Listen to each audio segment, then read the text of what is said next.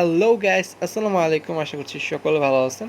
আমি আলহামদুলিল্লাহ ভালোই আছি। তো আজকের এই ভিডিওতে মূলত বলবো যে ঘুঘু পাখি কতদিন পর পর ডিম পেড়ে থাকে।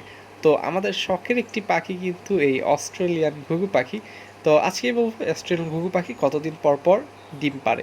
মূলত একটি অস্ট্রেলিয়ান ঘুঘু পাখির যখন 6 থেকে 7 মাস বয়স হয় তখন এরা ডিম পাড়া শুরু করে।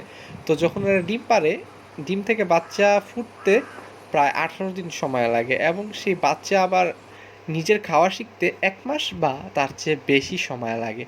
তো সেই হিসাব দেখলে একটা ঘুঘু পাখি প্রায় 1.5 থেকে 2 মাস পর পর ডিম পাড়ে। কেননা ঘুঘু পাখির বাচ্চা যখন 1 মাস বয়স হয় তার দেখা যায় 5 দিন 6 দিন আবার অনেকের 15 দিন পর ডিম পাড়ে। তো সেই হিসাবে বলা যায় একটি ঘুঘু পাখি 1.5 থেকে 2 মাসের মধ্যে ডিম পাড়ে। আর যদি আপনি পাখিকে একটু ভালো খাবার খাওয়ান, প্রোটিন জাতীয় খাবার খাওয়ান এবং বাচ্চা যদি তাড়াতাড়ি বড় হয় এবং পাখির শরীরে যদি পর্যাপ্ত ভিটামিন থাকে, সেক্ষেত্রে দেখা যায় ঘুঘু পাখিটি 1.5 মাস 1.5 মাস পরপরই ডিম পেড়ে থাকে। তো সেই হিসাবে অনেক ঘুঘু পাখি বছরে 10 জোড়া, আবার অনেক ঘুঘু পাখি দেখা যায় বছরে আপনার 8 জোড়া ডিম পারে, আবার অনেকগুলোতে 7 জোড়াও পারে। তো গাইস, আশা করছি আমাদের ভিডিও দেখে আপনারা একটু হলেও উপকৃত হয়েছেন।